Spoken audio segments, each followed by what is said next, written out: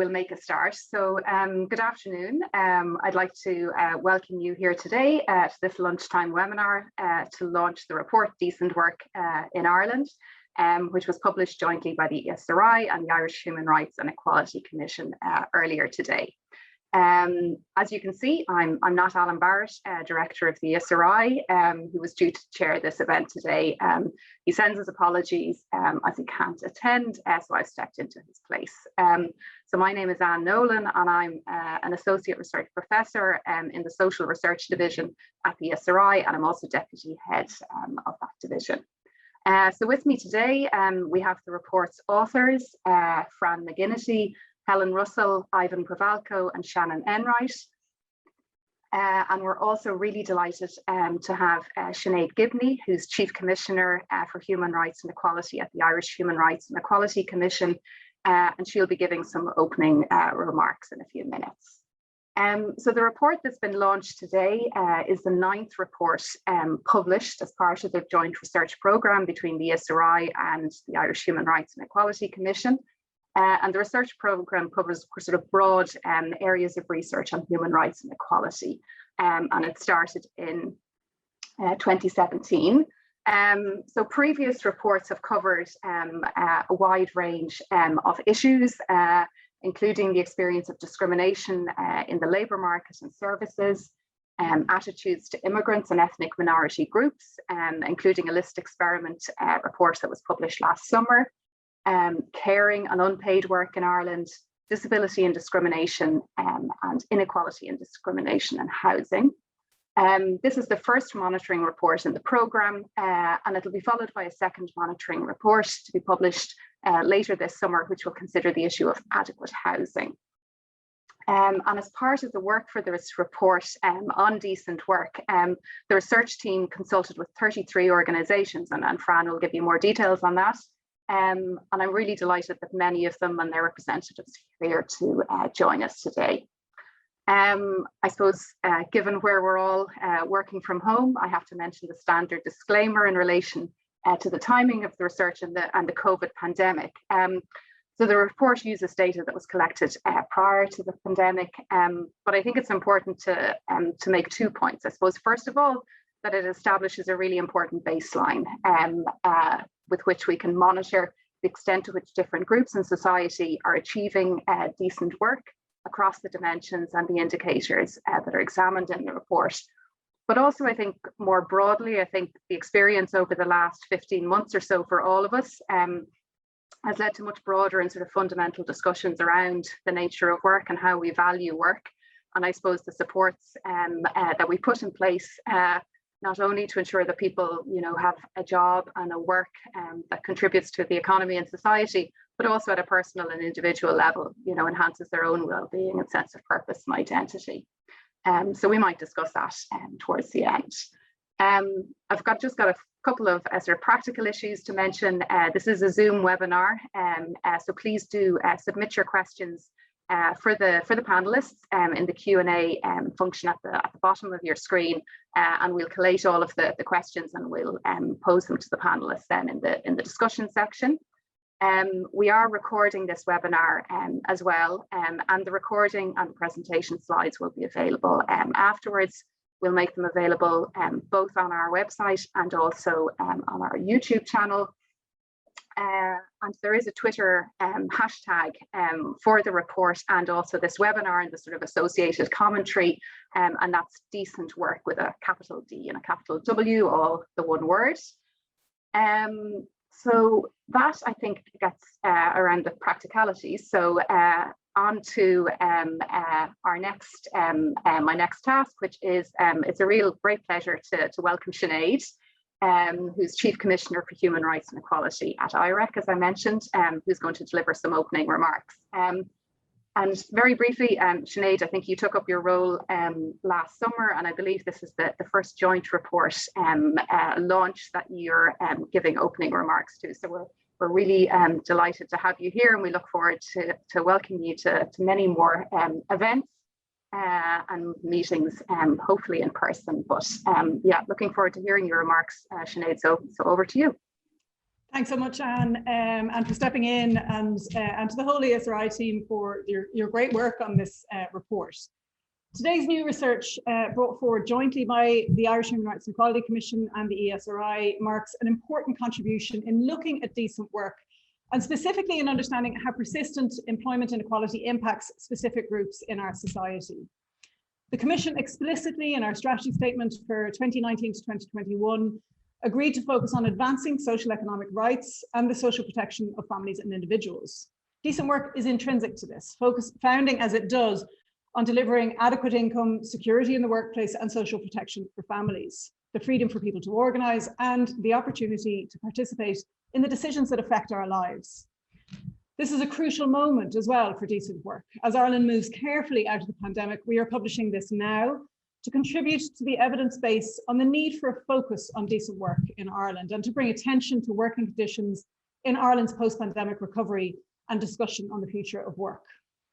We commissioned this research on decent work from a rights-based perspective to expand understanding of the labour market, particularly as we know that exclusion from paid work and poor quality work are close partners to poverty and deprivation.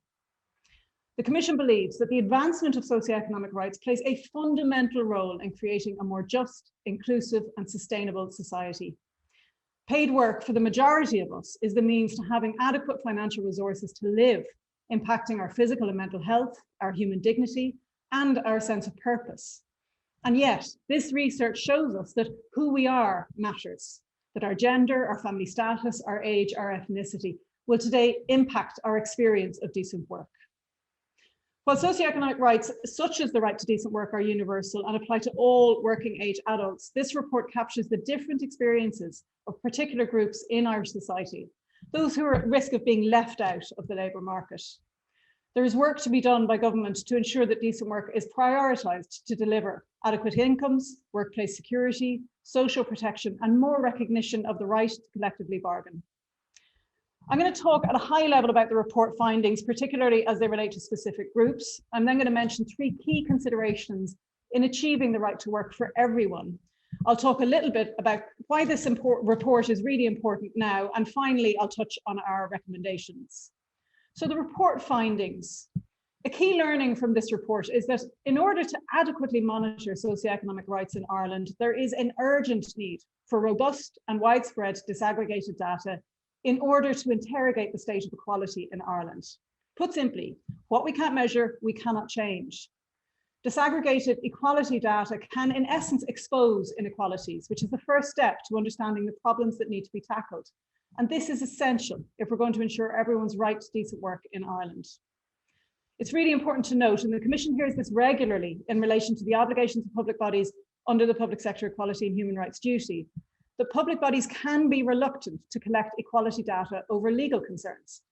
The Commission is clear that the collection of equality data, including special categories of personal data, can and should be undertaken by public bodies in compliance with European and Irish data protection legislation, namely GDPR and the Data Protection Act 2018. This is provided that the collection of this personal data is for the specific purpose of ensuring that there's no discrimination in carrying out functions. So in other words, if the use of the data is clearly defined and for the purposes of monitoring equality, it can be collected lawfully. The report authors are going to speak to the research findings in detail, so I just want to mention some pieces which jump out from the pages. If we look first at how people with disabilities fare in the labour market, the employment rate for people with disabilities was 41%, a massive 32% below the national average employment rate of 73%. The report's analysis shows a focus on decent work should be a priority for Ireland's implementation of the UN Convention on the Rights of Persons with Disabilities.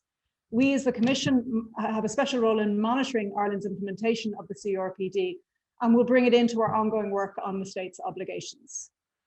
Census data on ethnicity and religion for 2016 reveal high unemployment rates among Black and Muslim respondents relative to others.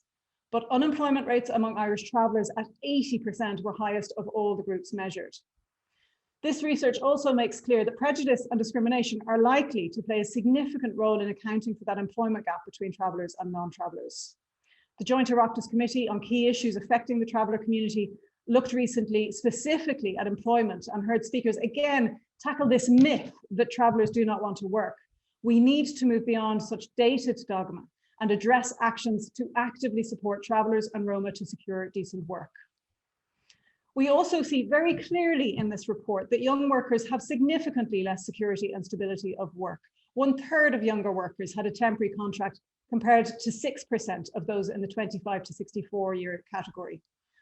A focus on decent work can't be something which only appears later in our working lives, but must rather live alongside our developing careers.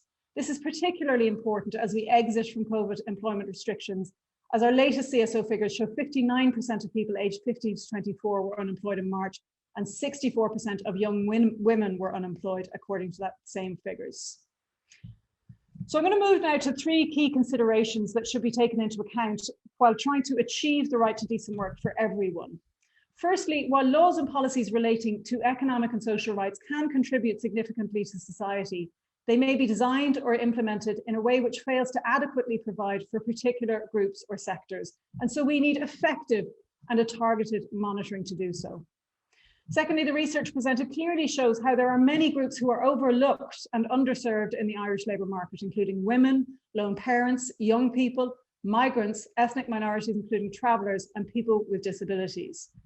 And thirdly, as a signatory to international agreements such as the International Convention on Economic, Social and Cultural Rights and the European Social Charter, Ireland has committed to progressing access to decent work. And this research identifies 6 dimensions of decent work that provide that basis for assessing progress. In addition, the lack of decent work furthers inequalities in our society, and non-discrimination is a core human rights principle. Discrimination is prohibited under the Equality Acts. However, this report highlights the stark experience of different groups in the workplace. So why now, and why is this report relevant now? Well, every day in the public sphere, individuals, commenters, businesses, and politicians speak out about our work, getting back to it, how workplaces are changing, and the future context of work in Ireland post-pandemic. As President Michael D. Higgins eloquently put it, the fallout from the COVID-19 pandemic presents a once-in-a-generation opportunity to do things better in relation to work and living and with the world. This research shows some groups in our society are more likely to face restrictions in accessing the labour market, face barriers in occupational attainment, are more likely to have lower pay, lower security and stability in work, and are more exposed to work-related discrimination. And the truth is that our policy choices address inequalities. So this report analysis points to how earnings as a whole are largely unaddressed within national strategies. So several strategies, the Migrant Integration Strategy, National Strategy for Women and Girls, and the National Traveller and Roma Inclusion Strategies are being reviewed this year. Future iterations of these strategies should consider issues relating to decent work as a whole, such as pay, rather than focusing solely on labour market activation. To give another example, employee voice is a key dimension of decent work. While acknowledging that trade unions and staff associations are very different types of organisations, this report finds relatively low membership and coverage of either in Ireland. Despite the fact that the Irish Constitution confers the right of freedom of association to join a trade unions have no legislative right to be recognised in the workplace for collective bargaining, and this is a significant limitation on employee voice and the right to decent work in Ireland. There is hope on the horizon, and some recent innovations in this space include the Gender Pay Gap Information Bill 2019, which is currently progressing through the houses of the Oireachtas, including a specific role for us as a commission. In March, the Taoiseach announced that the government, together with union and employer representatives, will be reviewing collective bargaining and the industrial relations landscape under the auspices of the Labour Employment Economic Forum. In April, the Taoiseach confirmed the Low Pay Commission has formally begun work on examining how Ireland can move towards a living wage. And in mid-May, it was positive to see business and the community launch a new workplace inclusive pledge with 45 large employers signing up to it already. So finally, the Commission recommendations. This report shows, and the Commission believes, that Ireland needs to seize the opportunity the pandemic affords and make policy changes towards the realisation of everyone's right to decent work. This report today has been circulated to all TDs and senators, and we would ask you as our public representatives to pay particular attention to its findings for your legislative work. As a Commission, we will continue to recommend to the state, and through our international reporting to the Council of Europe and the UN, the essential need to improve collection and reporting of human rights and equality data across all sectors to inform policymaking and legislative reform. And importantly, the Commission has consistently made clear its position to government, and I'll restate it here again today, that Irish equality law should be amended to prohibit discrimination based on socioeconomic status. We published a national poll in December finding 79% of people support the inclusion of a new ground in Ireland's equality law to protect people against discrimination due to their socioeconomic status. Finally, I'd like to thank the members of the Commission's Worker and Employer Advisory Committee for your valuable input early on in the development of this report. And on behalf of IREC, a special thank you to the ESRI lead authors, Frances McGinnity, and her fellow authors, Helen Russell, Ivan Pravalko, and Shannon Enright, in carrying out the significant research. This report on monitoring decent work in Ireland is the 9th report, as Anne mentioned, to be published through the IREC ESRI Human Rights and Equality Research Programme. This body of work has significantly enriched the understanding of human rights and equality in Ireland and is providing an impetus and an evidential base for progress on equality and human rights issues in Ireland. Thank you. Thanks so much, Sinead. I think that really perfectly set the scene for, I suppose, the detail that you're going to hear now from Fran. But I think I certainly very much appreciated, I suppose, that overview of the legal and policy environment and some of the things that are coming down the track. So we might bring up some of those in the discussion later. So next up, we have my colleague, Fran McGinnity, who's going to take us through some of the key findings of the report. So over to you, Fran. Hi, and thanks very much, Anne and Sinead Gibney, for those kind words. I'm going to present some key findings of the report now on behalf of my co-authors. I'm just going to share my screen. And I'd like you to confirm that you can see that there. Yeah, that you can see that. Sharing is good. Yeah. Okay, sorry, I'll just set this up here. Yeah. So, hello and welcome. As Anne said, I'm the lead author of this report, and I'm also co-coordinating the research programme in human rights and equality, which is funded by IREC and whose funding we gratefully appreciate. We'd also like to thank the IREC's research team, who had continued close involvement with this report at various stages, and Professor Tanya Burkhardt from the LSE, who made valuable input in her role as external academic on the programme steering board. Anne's already mentioned the consultation participants. I think there are many of you here. We also need to thank Jim Dalton and the other CSO statisticians who facilitated our access to the data. So, why would we want to monitor decent work? As Anne and Sinead have both said, having a job is really important to people, their livelihood, identity, and well-being. And it can also promote their physical and mental health, at least if it's a decent job. Some people think of human rights as very much civil and political rights, but socioeconomic rights like decent work, health and housing are also important and have a big impact, as many of you will know, on people's lives. While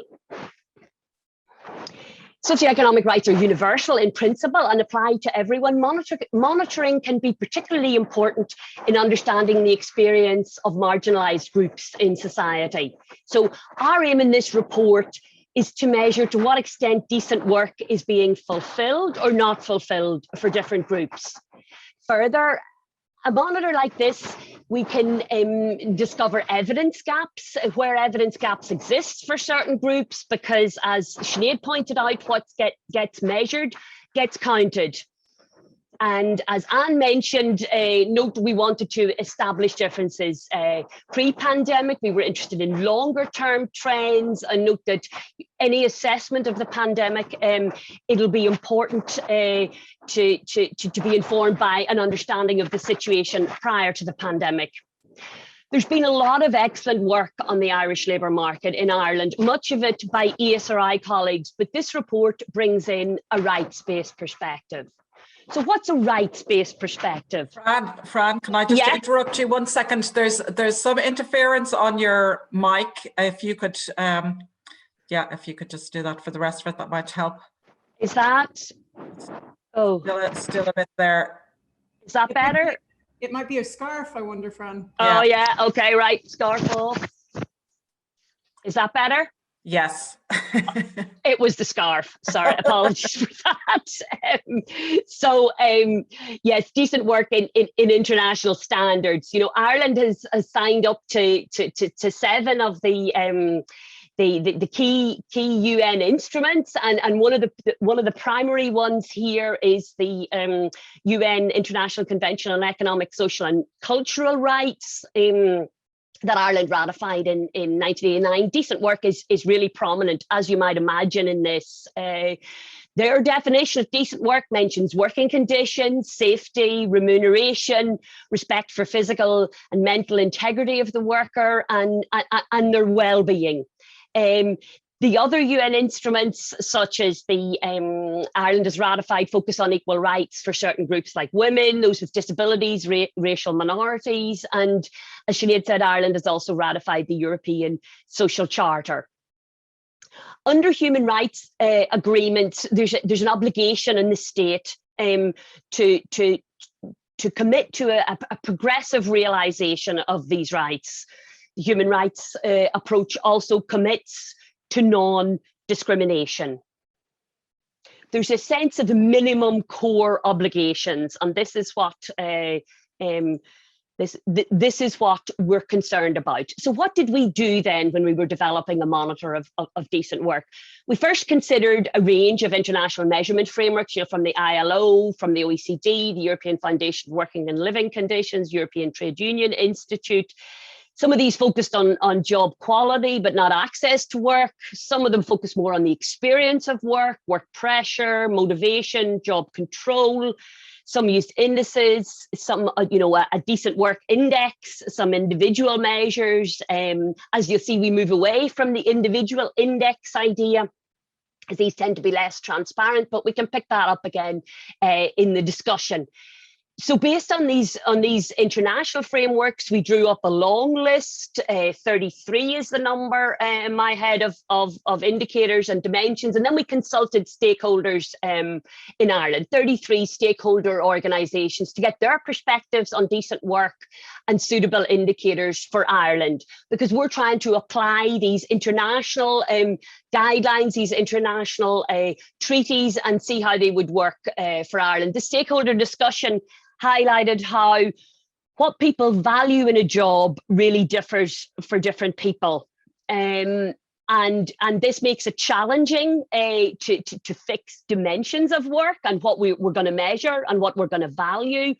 And also they signaled strongly that it was tricky to prioritize dimensions, and they're all linked. So in our second step, we did manage to select 6 dimensions of work and the best available indicators to measure these. And then we apply existing high quality representative national data to present these indicators for different groups in Ireland. There needed to be compromises, of course, because there's some gaps in what we can measure, and we believe that part of the function of a monitor like this is to highlight what cannot be measured and where gaps are. But this is a tricky balancing act. There are some parallels with developments in Ireland on indicators of well-being, and that idea that we need to be broader in what we measure and what we value in Irish society. I'd be very happy to discuss that after the presentation. So what counts as decent work? We narrow it down to these 6 dimensions of decent work that you can see there. We've got access to work, whether people are working at all. They can't have a decent job if they don't have a job at all, whether their earnings are adequate, whether it's a secure job, whether they have representation and control at their work, whether they have equal opportunities and treatment at work, and whether they have a healthy and safe job. For some people, all that matters is whether a job pays well. But this instrument is quite a bit broader. Earnings is in there, but there's quite a lot more in our understanding of what constitutes decent work. That said, there were some tough decisions and it was hard to choose. So some aspects we would have liked to have covered, like working hours, work-life conflict, career development, and social protection, didn't make the final cut. We can discuss these at the end. Of course, the easiest path in some ways is to include absolutely everything, but we wanted to have something that would be manageable and that wouldn't just expand exponentially in scope. Yes, as I said before, we consider, you see now, we consider these separately. So we don't combine it to a decent work and say, when these characteristics are met, someone has a decent job. The next step was finding and selecting indicators. Here we see aspects on dimensions of work, as we call it, on the left, and then the indicators on the right. Again, we had to make some selections. And some of the criteria we used were that indicators should highlight important areas of equality and human rights, but avoid overlaps or big gaps. Excuse me, the indicator needed to be measurable to allow for monitoring and to be high quality, to be robust, accurate, reliable, and valid. It should be possible to disaggregate or provide insight into as many of the 9 existing equality grounds as possible, as well as the socioeconomic ground. If it's a monitor, we wanted the data be collected over time with consistent definitions, so we'd have repeated data and information, and also that the indicators should be easily comprehensible for a general audience and sort of meaningful to the rights holders whose life it affects. In terms of whose outcomes, for much of the work on equality, we take protected characteristics as the starting point and compare group outcomes based on this. But it's only the start, as you will see. Many of these categories are not measured typically in data, in survey data, and some are not ideal. Some of them are also in one ground, but we split these up. So we consider race and ethnicity separately from country of origin. Ideally, indicators would also consider social class or social origin, socioeconomic status. We had difficulty figuring out which was the best that would be available for most of the indicators. We chose education, but again, this is well worth a discussion, I think, particularly as amending the legislation to introduce socioeconomic status as a protected ground and under consideration at present, as Sinead mentioned. So now I'll show you some illustrative outcomes, selected groups and selected outcomes. So not all the groups are on each slide because it's pretty busy, but the report has all the detail here. So in terms of who has a job, this chart shows the proportion of the working age population who were employed in Ireland in 2019. It uses the ILO, the International Labour Organization definition of employment, which counts all employment of at least 1 hour the previous week for pay or profit. So it's quite a broad definition, but internationally validated. Generally, as you will see, employment rates were high in 2019 on the eve of the pandemic. Ireland was well on the road to recovery. On average, 73% of the working age employment of working age population were in employment. Women, as you see, had lower employment rates than men, though still relatively high. Younger people had lower employment rates. The 25 employment peaked in terms of rates at the 25 to 44 age group. In terms of country of birth here, it's interesting to note that these EU migrants, EU West and EU East, actually had very high employment rates prior to the pandemic. But those with a disability had low employment rates, exceptionally low actually. As Sinead said, a full 32 percentage points lower than the average. Finally, we also see a lower employment rate for lone parents, which is lower than the rate for women overall. But some groups aren't measured in the labour force survey. So we use the census, which measures ethnicity and religion. In the census, respondents are simply asked, how would you describe your present principal economic status? These rates you'll see as much lower as low hours of work. So if somebody's a student and they're also doing a few hours work, they won't be counted. While it's a different definition, we use this to document the exceptionally low employment rates among certain ethnic groups and religious groups. There are low employment rates, as you will see here, for Muslims in Ireland in 2016 and also for the Black ethnic group. But the employment rate for Irish travellers, that's 11% of working of travellers say that their principal economic status is employment. This is also reflected in the unemployment rates for this group. And previous work we've done here at the ESRI on Irish travellers and using an earlier census. In terms of adequate earnings and how one might define adequate earnings, the European Commission, the OECD, the ILO adopt a threshold of 2/3 of median earnings as the measure of low pay. Where workers earn less than this threshold per hour, this is termed low wage employment. Using the Survey of Income and Living Conditions data for 2018, 2019, this threshold equates to 11.13 an hour in 2018 and less than 12.16 an hour for 2019. The minimum wage in 2019 was just under 10 euros. So this is a higher threshold. So if we look now in terms of hourly pay, we see that women were somewhat more likely to have low hourly pay compared to men. That's 24 compared to 20%.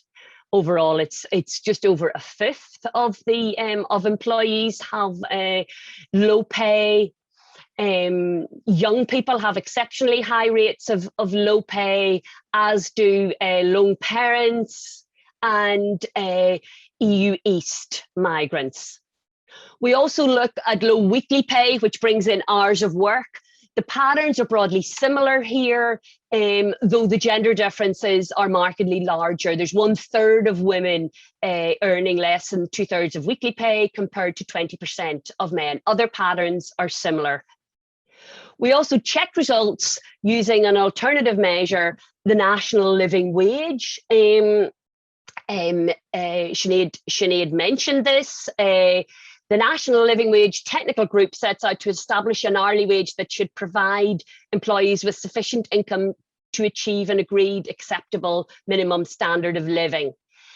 It's calculated on the basis of full-time employment, and as that, it's an absolute measure rather than a relative measure. But interestingly, the threshold at 12.30 an hour for 2019 was very similar to the 2/3 of median hourly earnings, that more international measure. And so we don't present the results here, but as you can imagine, they're very similar.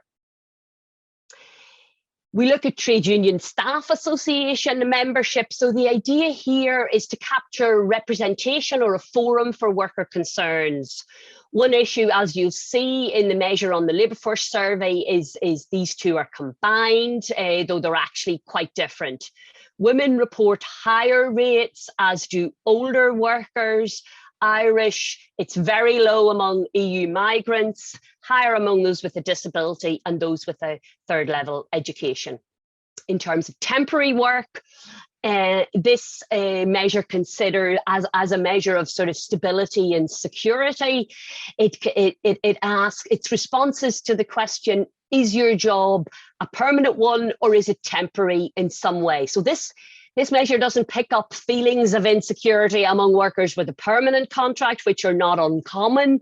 And I know that there's a whole range of ways of measuring a job insecurity. This is the one.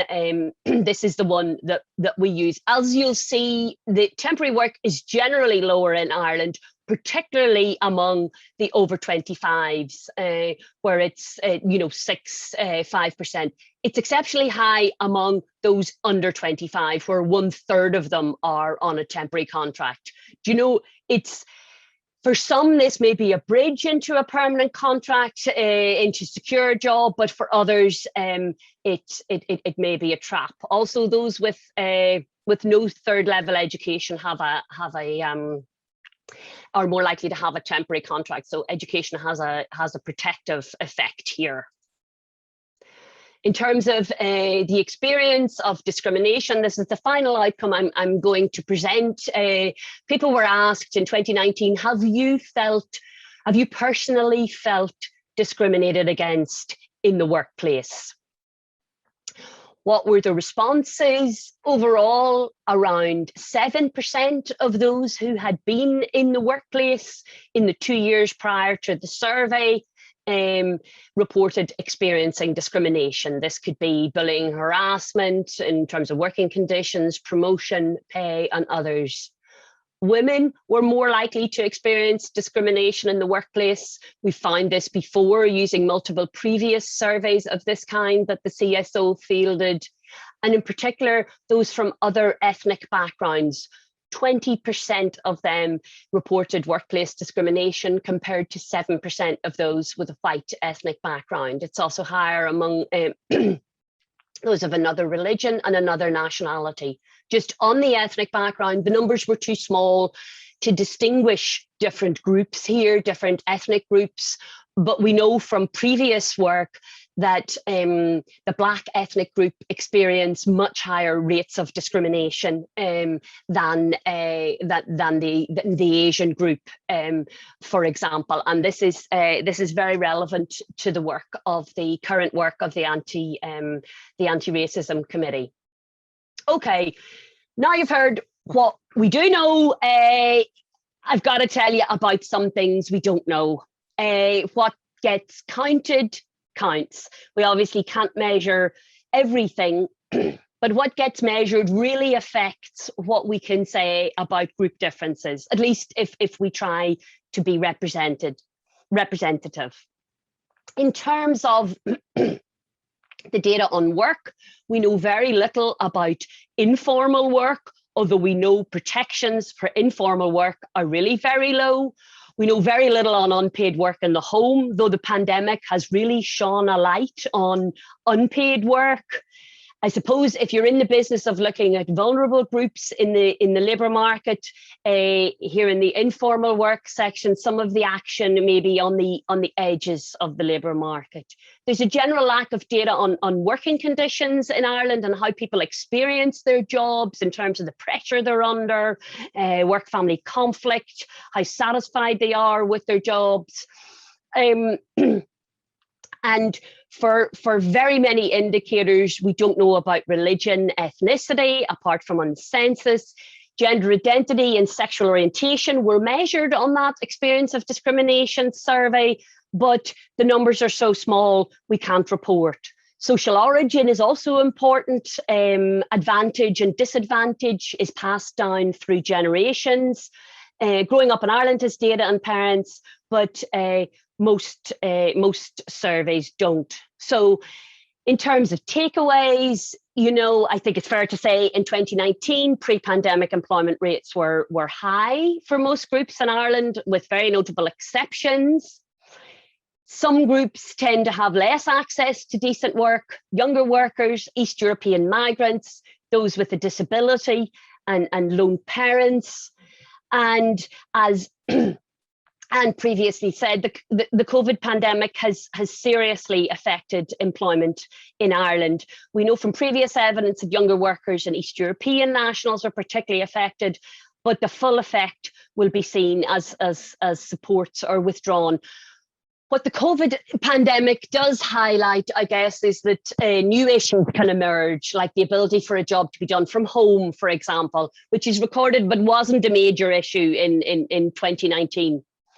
I think one thing I really learned from this project is that to what extent a monitor like this should be based on the evidence you have versus what evidence you would like to have, actual versus ideal. And I'd welcome your thoughts on that. I hope we'll be able to answer some questions in the Q&A now, but have a look at the website if you want to read more, and do get in touch with us if you have any additional queries. And just to remind you that the next report in the programme Monitoring Adequate Housing in Ireland will be published later this summer. That's me. I'll stop sharing now. Very much, Fran. I think that really summarised the key findings from the report really succinctly, and I think gave us a really good overview of the key messages. So again, I'd encourage people, please do submit your questions in the Q&A function. We've got a couple already, so I'll start off. There's one here.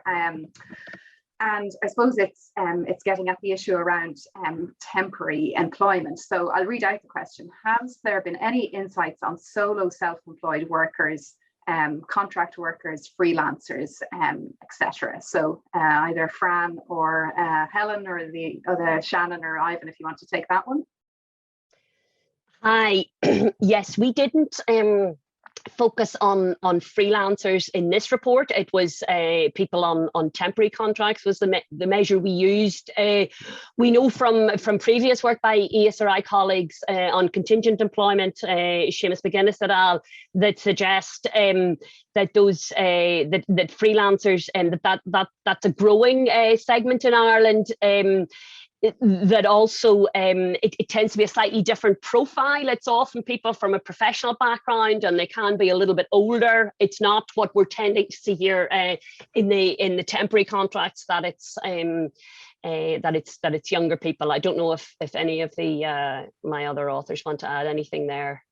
Yeah, we did discuss this as well in meetings and things. And one of the tricky things about kind of certain types of solo self-employment is that the person that's answering the survey, it's their understanding of their work contract. So in a lot of those new forms of self-employment, like Deliveroo and Uber drivers, there can be a bit of confusion where people think they're temporarily employed, but actually they're being self-employed. So it just gets into kind of a bit of a sticky situation in terms of how those surveys are organized. Great, thanks, Fran and Ivan. Can I ask a question about the sort of the consultation process and sort of link it to the issue of the data gap? So I think from my reading of the report and listening to the discussion here, I think there's obviously, you know, in terms of coming up with the lists of dimensions and then the indicators with which you measure those different dimensions, there's sort of a practical issue around what data are available. But then I suppose there's also a sort of a conceptual issue around how you define decent work and what sort of dimensions do you want to cover. So I wonder maybe some of the authors, and then maybe Sinead might come in, I suppose, about how you balance those different aspects in coming up with these sets of indicators, and I suppose also, you know, making sure that you have the data to do this longer term. And this was really tricky, I have to say. You know, it was a tricky element of, it's this balance between, you know, what you would ideally have and what you actually have. So, and we were keen to stress that, you know, to let people at the consultation know, you know, what was available, if you know what I mean. But then, so in the first step of the discussion, it was more about the dimensions of work, if you like, the sort of areas, and we tried to prioritize so that we would get people thinking without necessarily having all the data before them. And then in the second session, the second part of the consultation, we went on to indicators and sort of showed where those indicators might be available in Ireland. But as I said, yeah, I think this is a bit of a struggle because, and I know Tanya Burkhardt on the steering group was very keen on the idea that, if you're developing a measurement framework, you want to be aiming for the best. So I suppose our compromise is to have what we would ideally have, and then flag some of the gaps in that. But it is difficult. On the one end, you could say, well, you just do your ideal list, but we don't have any data at all for Ireland. Do you know what I mean? Everybody's going to be like, well, what's the point? Hey, do you have any comments on that, I suppose, coming from your perspective and as one of the users potentially of these types of data and this exercise? Well, I suppose as I mentioned in my opening comments, we do meet such resistance for the collection of data, and that really is so problematic, and something that it's a drum that I'm a year in position, as you mentioned. I'm already sick of talking about disaggregated data. It just emerges everywhere. And I think exactly as Fran mentioned, it's like when you approach a project like this and realize those gaps, that in and of itself exposes where that data gap is, and what we need to do, I suppose, is really just continue to pressure for public sector bodies to gather that data. I would mention as well, I suppose, in terms of indicators, there is a growing commentary on well-being indicators at government level.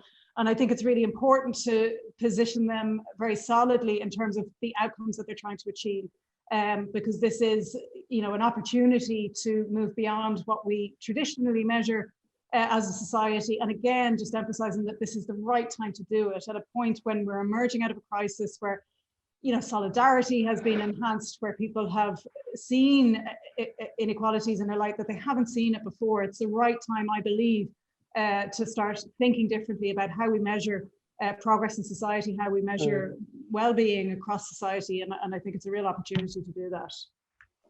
Great, thanks. Yes. And just to finish up, we can't say anything about we can't monitor outcomes of groups if they're not measured in terms of using evidence. If it's evidence for policy or advocacy or international treaties, if we don't have any evidence, then we can't say anything. Yeah, sure. Okay, we have a couple of questions that are sort of broadly around the issue of, what wasn't measured or what couldn't be measured. So I might just mention them and put them to the report's authors. So the first one asks about issues around control over either time, place, or what you do. Seems to be a critical element of decent work. For example, meat processing plants in the COVID crisis. This crosses many issues, but it's not easy to measure. Have you measured it? And then the second sort of specific clarification is around hours of work and why that wasn't included amongst the indicators. So maybe Fran and authors, you might take those and we'll wait for the next questions. Thanks. Yeah, so actually we did measure job control. I didn't show it there, but we measure it using the European Working Conditions Survey because it's not available more broadly in Ireland. Those questions ask people about their control over the order, method, and speed of their work. And decades of research, I think, in labour markets, on the labour market, particularly labour market sociology, has shown that people having control over their work really enhances their well-being and their job satisfaction and allows them to manage the pressure we're under. I suppose the headlines from the findings are that women have lower control and younger groups have less control. But I suppose the biggest message is that if we are getting serious in Ireland about capturing the experience of work and job control, issues like job control, work pressure, we need to be collecting that data on a regular basis, potentially as part of there's the odd ad hoc module, say as part of the labour force survey. There was a European one on 2 aspects, but I think we don't have a sort of national workplace survey, and I think that is an important gap.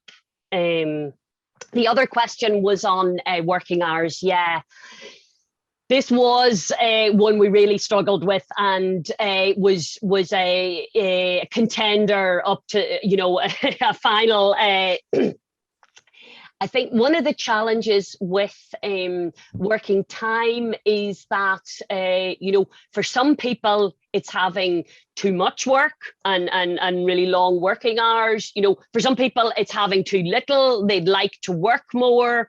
And we weren't sure that we would, in a sort of top line findings monitor like this, that we would pick that up. But I think, you know, that whole issue of sort of working time and also work-life conflict, which Helen and I have done a lot of work on, research on in the past, you know, to what extent people are successfully or not successfully managing demands from home, demands from work.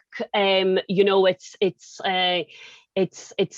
yes, certainly one we valued highly. Helen, I don't know if you want to add anything there. Yeah, no, I think it was a close contender, but I suppose it's the element of whether your hours are voluntary or not is probably crucial as well. You know, so whether you're choosing to work a short number of hours is very different. Is a very different situation than whether if you're been forced to or only offered a small number of hours. So I think we just felt that we would need to nuance it quite a lot. So having just one indicator was difficult, but it is a crucial aspect of job quality. Great, thanks Fran and Helen. So we have a question. I might pose it to you, Sinead, because I know you certainly dealt with some of this in your opening remarks. So it's a question around, I suppose, the findings from the report in relation to the, you know, data and the indicators that are used, and how, I suppose, they could be incorporated in current and future government strategies. So maybe if you'd like to comment on that, and then if the report's authors want to come in as well. Absolutely. So, I mean, I think that the specific recommendations that you will see coming from IREC, they appear in our UN reporting and on the policy monitoring that we do.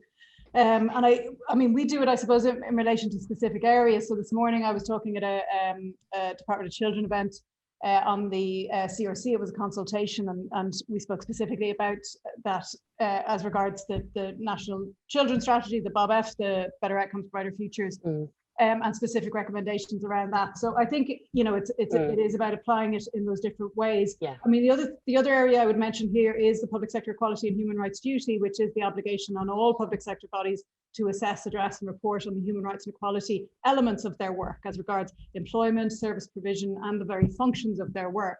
So this is another way in which we are continuing to push this agenda within public sector bodies, and obviously that would apply to those different strategies. One of the recommendations I mentioned this morning, for example, was the National Statistics Board strategic priorities for 21 to 26. They emphasised the importance of disaggregated data and recommended that the CSO would be the ideal place to host an equality data hub. And I know there are CSO reps here today in line with those recommendations around equality, EU equality data guidelines. I mean, so it really permeates our work, I suppose, in the different ways that we engage with government as to how important this is. Come in? Hi, just to follow up on that point, Sinead, in terms of the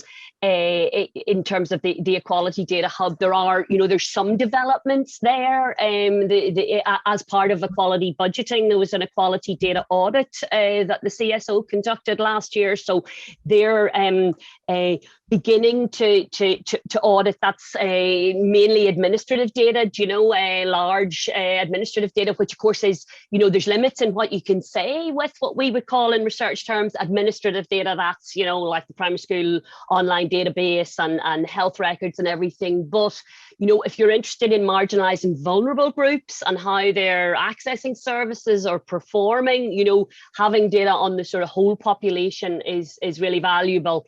And also, you know, there is some move in Ireland in the CSO in particular to match administrative data to survey data, and in terms of getting that insight, you know, the sort of background to people's lives and being able to match those characteristics onto their earnings or other kinds of. I mean, it's not easy. It's not always straightforward, but I think it is very powerful in terms of what it can. And what it can bring. I suppose, just echoing Sinead's point that, you know, as we emerge from this pandemic, it's a good time to be thinking about how we want to rebuild Ireland. It's also a good idea, you know, it's a good time to how we want to reshape what we know and the evidence and the data and what we measure. So I think there are definitely some positive signals in that regard, but momentum needs to be maintained. Okay, we're coming up to 2 o'clock, but I've got 3 other comments and questions, so I'd like to try and get through them if we can. So the first actually is it's really just a comment from Jim Dalton at the CSO, and he's mentioned that there was they participated in the Eurostat ad hoc module on job autonomy and pressure at work. The data, I think, were collected in Q2 of 2019. So obviously that's a potential source going forward. So thanks to Jim and the CSO for alerting us to that. So just finally, there's a couple of questions, and I think one of them actually is really interesting. It's sort of obviously the report, and Fran, you mentioned, you know, this is sort of seen as a starting point and a benchmark with which we can monitor future progress. But have you thought about, or have you considered how we compare to other countries? You know, obviously we could try and benchmark ourselves to experience elsewhere. And have you looked at that, or is that something that could be done? I mean, if I might just step in there, yeah. So I mean, it's this exercise, I suppose, was to apply the international monitoring legislation. Well, just to look at that within the Irish context and to see how we fit in with those commitments. One of the things, I mean, as we were developing the indicators, I suppose one of the things that we had in mind was how comparable the data is elsewhere. So, you know, for things like the low pay, we use indicators that are used in other international monitoring exercises, you know, so it means we haven't done it in this particular report, which is already 140 pages, but you know, it would allow those indicators to be compared. Some similarly, the labour force survey, you know, temporary work, employment, unemployment, we try to use international definitions, so that would facilitate looking across countries as well. Okay, great, thanks, Helen. So Sinead, I might ask you to sort of comment on this first question, which is around, so you mentioned obviously the drive to include socioeconomic status or socioeconomic background as a ground. So one of the commenters here is saying that to what extent would the inclusion of socioeconomic discrimination or status in Irish equality legislation support the development of better data on this ground, and measures needed to address it and to measure it? Well, I think, I mean, as you can see from the 9 grounds that were established in the original legislation and as they've evolved over years, I mean, it does provide us absolutely with additional data and additional measures. I mean, it really is, you know, it's great to see that there is a commitment to at least explore this in the programme for government this time around. It's something we've been pushing for a long time, and we are encouraged to see it. I think there's a little hesitancy because there is concerns around, for example, this, you know, floodgate mentality but actually that data shows that that's not going to happen. We've seen this ground appear in legislation, equality legislation across Europe, and it's been, you know, that has not been the case. So I think well-defined legislation absolutely will allow us to measure this more effectively, because at the moment it's an absolute vacuum for people. So people who experience socioeconomic discrimination at the moment just have no recourse, no remedy to activate. So it really is an important one to look at. And I think I would compare it, I suppose, and it's not to say that obviously our equality legislation, it isn't without flaws, and it is 20 years in now. And I know the Minister has indicated that he's keen to review as an overall package the equality legislation, which is great to hear and very timely. And obviously a good time then to look at also this 10th ground potentially as an addition to that suite of grounds. So I'm really excited and hopeful that it's something that we'll see good progress in the next couple of years. Thanks, Sinead. Fran, do you want to come in there? Yeah, well, just from a research and sort of monitoring point of view, I think we need to know the sort of specifics and detail of the legislation. But yes, if that's a ground that allows us then to we want to be monitoring that and develop data to do so. I promised 3 questions. There's just one final one that's come in, so I'll go to this actually, because I think it captures one of the issues I think that was highlighted certainly in the press release and some of the coverage around the report, which was the sort of the outcomes for younger workers in particular. And the question is asking whether the panel think the experience of young people highlighted in the report is linked to their predominance in platform work. So I think it's, straddles those 2 issues around sort of temporary work and age. So maybe either Sinead or some of the authors might like to give a few final comments on that, and then we'll wrap up. I'll yield to the authors on that one, definitely. Yes, yeah. I mean, all right, yeah, I mean, firstly, I suppose it's the experience of young people is in sort of lower paid service jobs, not exclusively, but the kind of jobs that have been impacted by the pandemic, and hospitality and food and non-essential retail. So I think that's probably the sort of bigger issue in terms of understanding. And the digitalization and this whole emergence of working from home is a challenge to those kind of jobs that can't be delivered. I think there's a lot of positive discussion around working from home, but actually, there are a lot of jobs, and these would tend to be the jobs that younger people are doing. Like, you can't say, if you're serving coffee, you can't say, well, I'm working from home today. I mean, I'm not going to turn up to the factory floor in a meat processing plant because I'm working from home. If you're operating a machine there, so I think it's important for people to remember that there's actually a lot of jobs can't be done from home. Sorry, Helen. Yeah, so I mean, I was just going to say probably the platform platform working is going to be a minority of those temporary jobs that we're picking up. But as Ivan says, it's a difficult one often to measure. But where it has been looked at, it has been a minority. I think what's key around the temporary work as well is how far it is a bridge into permanent work. And if temporary jobs were only for a short time at the start of people's careers, then maybe we wouldn't worry so much about it. But the evidence that's there from Eurostat suggests that the transitions into permanent jobs for young people in Ireland are relatively low. I mean, I suppose the other key thing is how what the longer term effects of the pandemic are going to be for young people. And we know that from the last recession, there was it took quite a long time for younger people's employment and working conditions to improve, and there's a long-term scarring effect on things like earnings, that can last for a long time. So I think that's going to be really crucial going forward for young people, whether they are going to be getting offered more permanent jobs, and whether their earnings are affected longer term.